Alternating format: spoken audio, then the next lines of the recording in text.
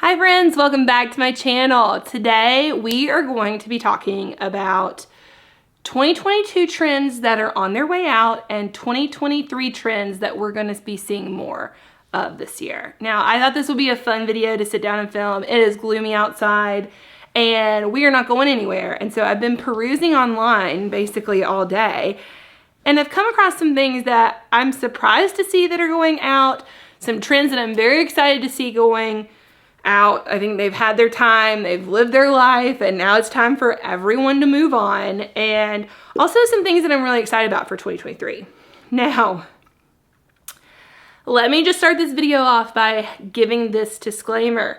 If you like any of these trends and you love everything about it, this is not meant to say that what you have in your house needs to be thrown away and you need to start over. That's not at all what I'm saying. Like, if you like it, keep it. Now, that is, for one, if you like it, keep it. Number two, it's not sustainable to redesign your house all the time. Like, let's be real, y'all. Like, unless you've got millions of dollars every which way laying around, like, you're not gonna be redesigning your house every year. You're not gonna be updating with trends. You are going to maybe insert a few here and there, but the reality of it is like, you're gonna keep what you have. And that is sustainable. It's affordable and sustainable. So by no means am I telling you you need to redecorate your house.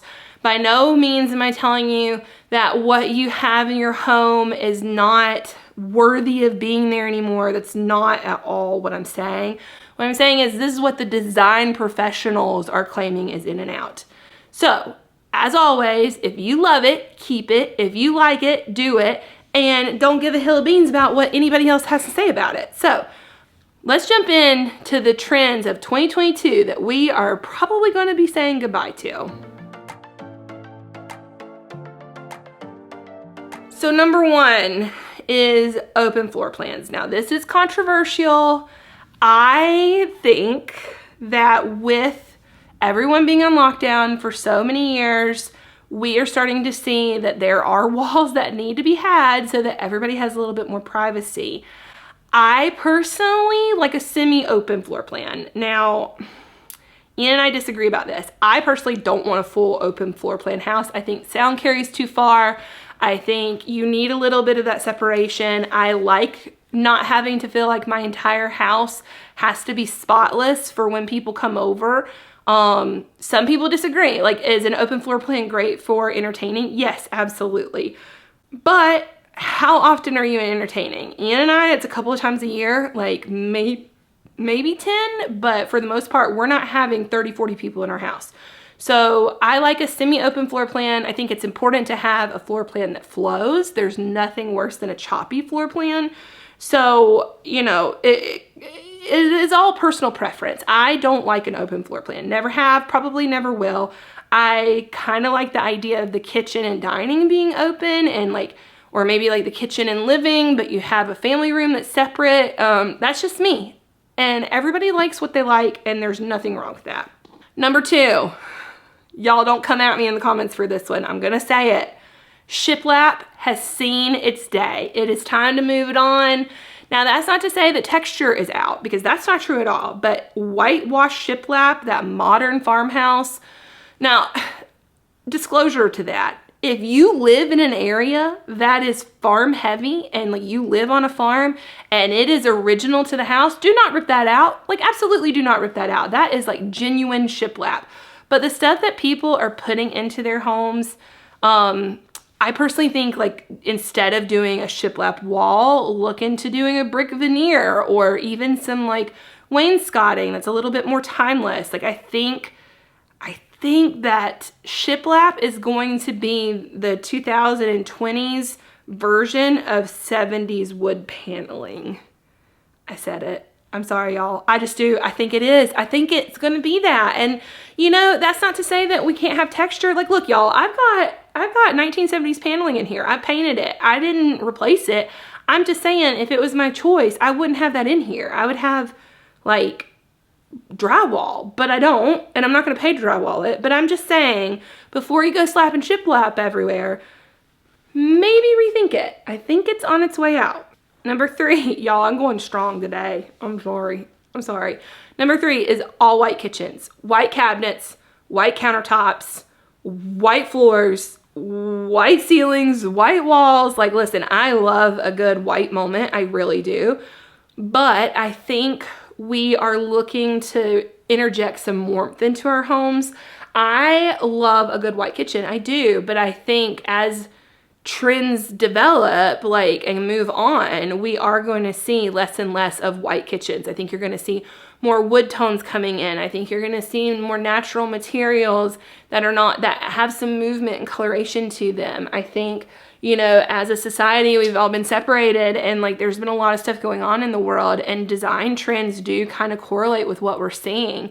So if you're looking for that sense of home and that sense of belonging and warmth and feeling a coziness, 9 times out of 10, you're going to get that through warm tones. So I think we're going to be seeing a shift from the all white interiors, stark white, and seeing a little bit more of creams and greens and some wood tones coming back into those kitchens. Listen, I don't like my cherry cabinets, but they're good quality and I'm not going to change them. Would they be my first choice? No, I thought about painting them white. And then I realized that I had white wainscoting, white countertops, and if I painted my cabinets white, it would just be a sea of white and there wouldn't be any visual interest. So I opted to leave the wood for now. We'll see what happens. There's nothing in the plan for that to change that. Okay, number 4. My mom is gonna hate this. Gray interiors. Y'all, they were all the rage, but now I think again, back to that warmth, people want to feel cozy. They want to feel at home. So I think gray can sometimes feel very sterile and very cold. And that's not to say you can't find gray tones or gray colors that have warm undertones. I'm not saying that, but gray on gray on gray on gray on gray, gray walls with a gray couch, with gray hardwood floors, with a white and gray rug. I think we've seen that. It's been done. If you go into any flip house, everything is white and gray. And I think that's when we start to see designs changing. If you start to see them in all the flip houses, when you go on Zillow and everything is white and gray and every house looks the same, look at those things. Those are the things that are going out. So if you're redoing your house, maybe don't put that in there. That's not to say that gray is not a good color. I think you can do gray. I think you just have to be mindful of it and pair it with some warmer undertones and not let that be the only color that is in your palette. Number 5, boho. And I'm not talking Justina Blankley boho, true traditional boho. I'm talking about the boho that you see at TJ Maxx and at Home Goods and Target, the rattan, the pale pink, the white, the Scandinavian influence in it. I think it has come and gone. I think, touches here and there are still valid, but I think if you're going to go for a bohemian style, I think maybe lean into true bohemian style, which has a lot of vibrant colors, not as much pastels and stuff. I just think, everybody leaned really heavy into it and now we're shifting away from that. It's definitely DIY-able and it's cute. If I was in college, my house would probably look like that.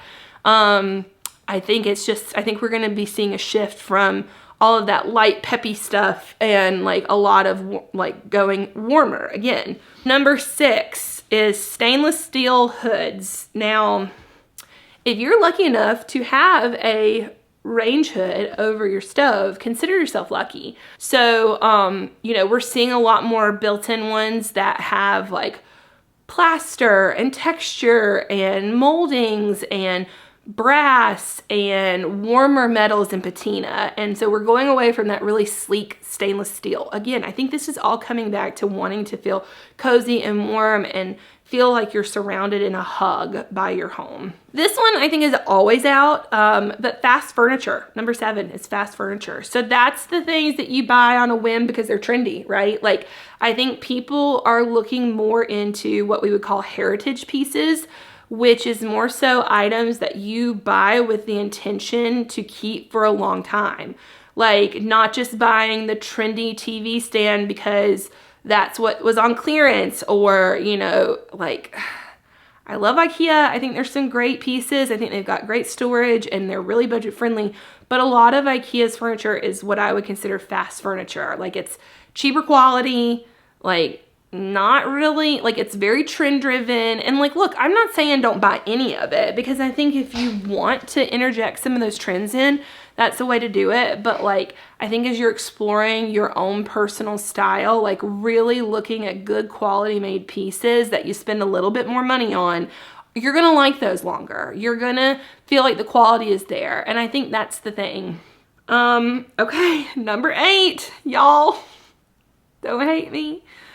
Boucle, boucle, boucle, all over, every day. Like it is just, I have a few pillows, but I'm talking like when you have a boucle couch with a boucle pillow with a boucle, that's a tongue twister, with a boucle blanket. And like, I mean, I just think that it came onto the scene very, very fast. I think it's still got legs, but I think towards the end of 2022, we're gonna start to see other fabrics coming in, and I'll talk about those here in a minute. I just think like it's going to, again, I have it, y'all. I'm not saying I'm gonna get rid of it just because it's out trending, but do I think that I'm gonna buy more of it? Probably not. Like, am I gonna buy a headboard in it? No, I'm not. So, you know, it just depends on like whatever you have and whatever you want. But the reality of it is like it's had its day. Like it's had its moment. And it's time for it to move on, in my personal humble opinion. I mean, listen, y'all, do what you want, but it's a nice texture. It's a good neutral, but I think anything of too much is not good. And anything that needs to go, I think it needs to go. I just do. All right, number 9. Again, I don't really consider this per se a trend. Maybe it is. I've seen it a lot lately. So, you know, when you go to like a neighborhood and you see all these cute little like ranch homes, and they're cute and quaint, and you can tell that they were all built in the 1960s and 1970s, and then you see this monster of a house that somebody has plopped in the middle of the neighborhood, and it's ultra modern and ultra sleek. Or maybe you live in more of a urban area with like cute little bungalows and, you know, a lot of like mid-century modern homes, and you see a modern farmhouse home. To me, that's not really like, I've seen it because people want that aesthetic, but it has to match. Or if you're like on the coast and you see a Spanish colonial home, like on the East Coast, like Spanish colonial homes don't really, like they're not really on the East Coast. They're more out west. They're more in like California and Nevada, like places like that, and they make sense there. But if I were to pluck one of those homes and plop it down in Atlanta, it would look out of place. So for me, it's like the style of home doesn't match the area. And so like, again, like if you live in that area, or if you love that architecture and you just built your dream house and you want that house, I'm not telling you not to. Like, by all means, do what you want. But I just think like having non-traditional styles of homes and design in areas where they don't make any sense has got to go. I've seen this a lot. Like the biggest offender, I think, personally, is the modern farmhouse. We've seen those pop up everywhere. They're in urban areas. They are in, you know, like California. They are like at the coast, and they just don't really make sense. And again, like my neighborhood too, there's these massive, ultra modern homes, like all glass. And they honestly, they look like they should be in the Pacific Northwest. They're beautiful and they would fit that area, but they don't fit where we are. Like it just doesn't make sense. And you see these big houses, and then you see these little teeny tiny like bungalows beside it. It just doesn't make sense, guys. So like, I do think that, you know, obviously, if you love it and you're building and you want to do it, but I just don't think it fits. I don't think it fits. All right, and I've kind of touched on it. Number 10, modern farmhouse. I think it's gone. I think it is been here for a long time. I think it's had its heyday. I think in certain areas it makes sense. Like if you live on a farm or you live somewhere rural and, you know, and it fits within it, I think that's okay. But I just think that like the white and black and like, you know, the signage and all of the rustic wood, I just think it's not mass appeal anymore. I think there for a while it was very mass. Everybody kind of got on board. Chip and Joanna came onto the scene and made a huge hit with it. And, you know, like there was a place for it, but now I think people are moving on. They want something a little different. Even Chip and Joanna are doing something different with their styles. Like they're not designing the same things that they used to. They're interjecting different styles and layering it. And like I've said before in some of my design videos, I think it's important to mix and match design styles. Like I think that's what gives your home visual interest. And I think that's what makes it exciting and, you know, like not being cookie cutter. So I think Modern Farmhouse has kind of become that cookie cutter. Again, you see a lot of the aspects of Modern Farmhouse in flip houses and that kind of stuff. Like, I'm not saying that the pieces and parts aren't classic. I'm not saying that you can't ever have it. I think it just needs to make sense. Like white subway tile everywhere, it's no longer a trend. It's just like the builder grade basic now, right? So that's what happens. Like trends start at very high end and then they trickle down to like moderate and like trendy areas. Then they go into mass market and then they flow into becoming a staple. And that's just the life of a trend. So like, I think that's where we are with Modern Farmhouse. I think that's where we are with like the subway tiles, the white on white kitchens. Like, I think they've just been here for so long that they've become like expected, and so that's why they're kind of out. Like people are just looking for something new and fresh. So that's my 2022 trends that are on their way out. So let's talk about some 2023 trends that I think you're gonna see more of.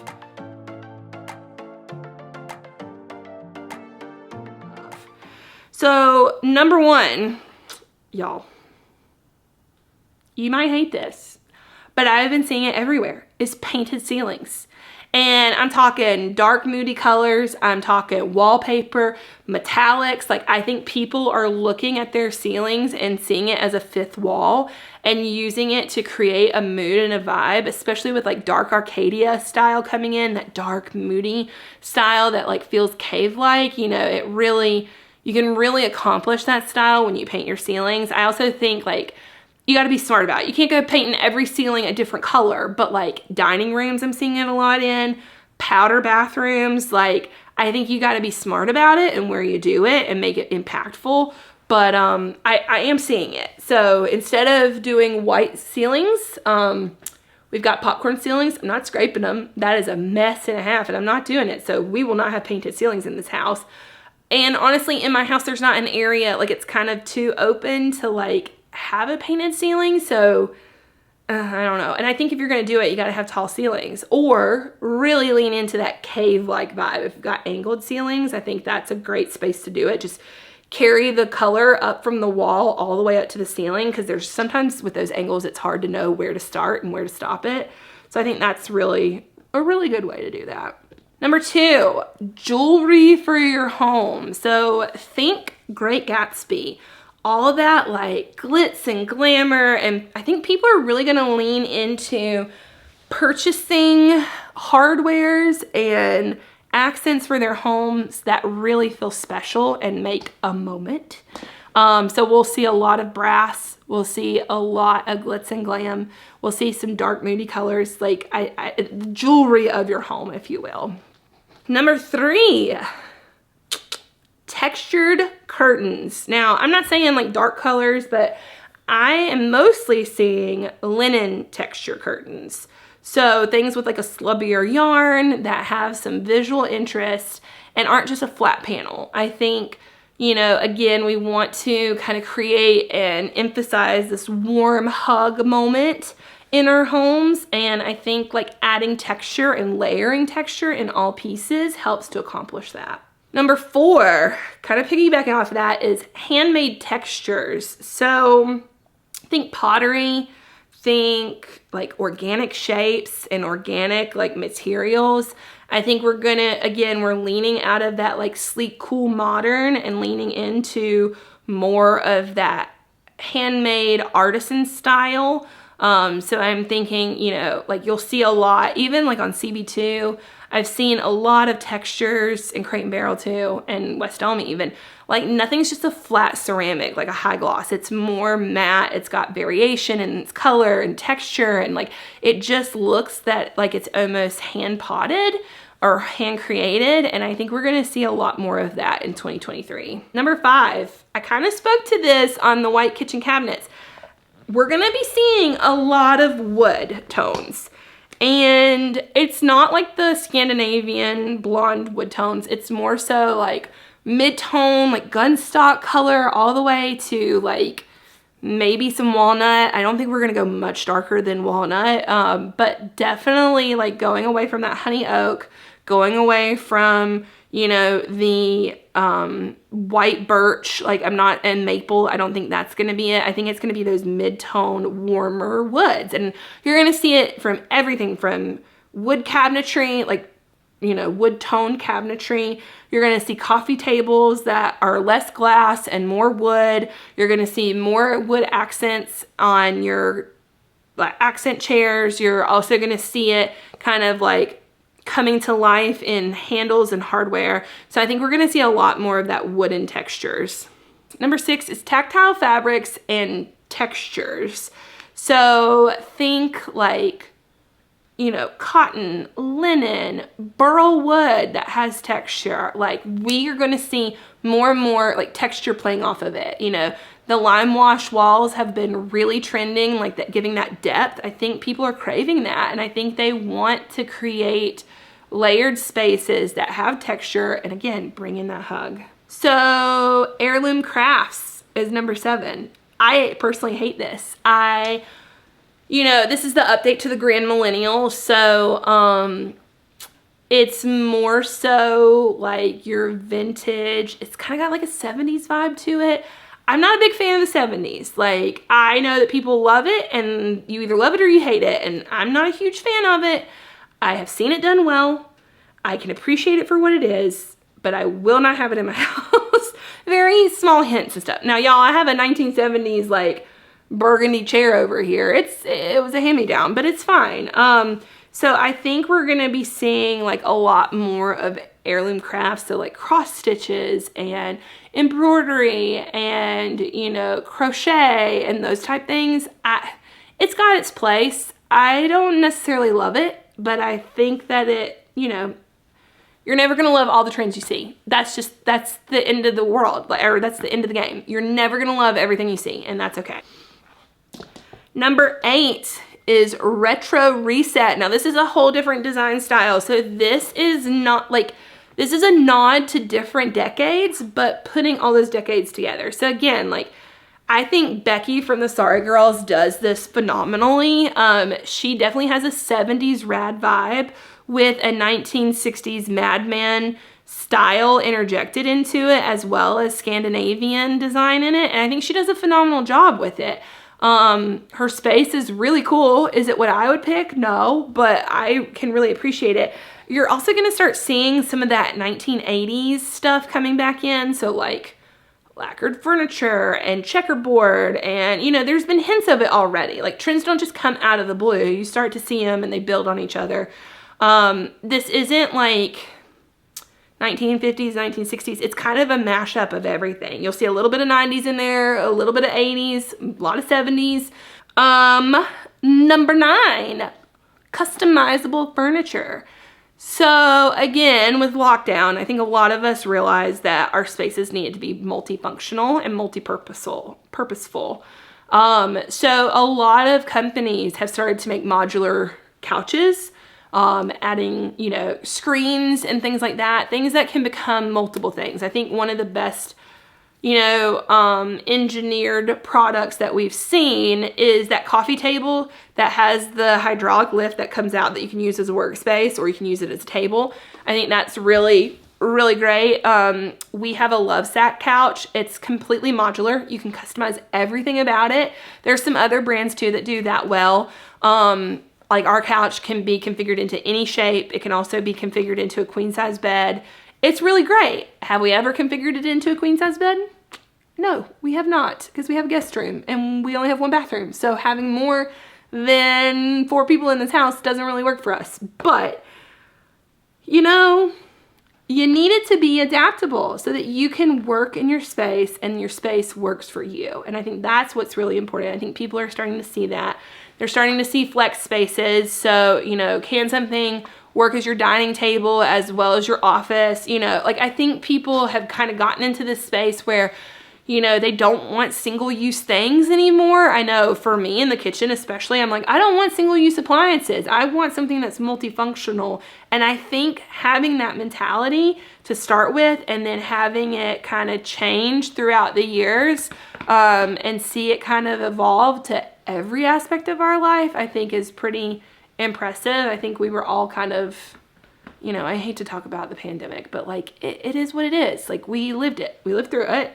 We're still kind of in it, but we're getting through it. So I think people are looking at it and being like, I need this space to work for my office, my bedroom, my entertainment space, and my workout space. And how you get that is by having customizable furniture, or adaptable, probably is a better word than customizable. And finally, one that's near and dear to my heart is sustainable products. So, and materials. So instead of having things like plastics, again, I think we're seeing more ceramics, more natural materials like marble and granite coming back to the forefront because they're more sustainable and they're more sustainably sourced. We're going to be seeing a lot more bamboo and other materials that are engineered, excuse me, that are engineered from some biodegradable products or second end uses. I mean, if you look, there are a lot of companies making a big stride to be more sustainable, not only in the materials they use, but also the way that they develop their projects through closed loop cycles and things like that. So I think we're going to be seeing more and more and more of it. Again, I think this is kind of where the fast furniture dying out is happening. I think people are trying to be more sustainable, buying things that they actually like and need, not trying to buy something new every single year. Now, that's not to say you can't refresh your space. Again, this list, that's kind of a good segue to the end of this video. You know, this list is obviously not intended for you to go and scrap everything you have in your house and buy something new. That's not sustainable. It's not economically sound. Like, if you want to do it, do it. Like, if you're like, I've had this for 10, 15, 20 years and it served me well and now I'm ready for something new, I'm not saying don't do it. But, you know, trends should be taken in stride. They are meant to inspire, you know, they're meant to move forward our lifestyle. I don't think that it's, you know, some people want trends and they want them to move very fastly, but I think especially in home decor, it's important to acknowledge the trends, you know, maybe make some few key tweaks like in your cushions and pillows, in your curtains, maybe a lamp or something like that, some of your artwork, you know, but I would say like your key pieces, your sofas, your tables, your beds, like those things that, you know, you touch and use every day. Those are the things that you want to buy staples and like something that you absolutely love, and only change them out when they've served their purpose and no longer serve their purpose. So I don't think that you should go out and spend all your money buying something new. I think, you know, what you have is probably lovely, and if you love it, keep it. Again, this is not intended to like throw shade at anybody, so please don't get mad at me. This is just what the interwebs is saying. So with that said, tell me below, what trend are you most excited for to leave for 2022 or that's going to come for 2023? Give me a comment below. If you liked today's video, make sure to give it a thumbs up, subscribe, come back every Saturday. I upload videos once a week on Saturday mornings. You can grab a cup of coffee, wake up with me, talk about design, do some DIY projects, and I will see you guys in the next one. Bye.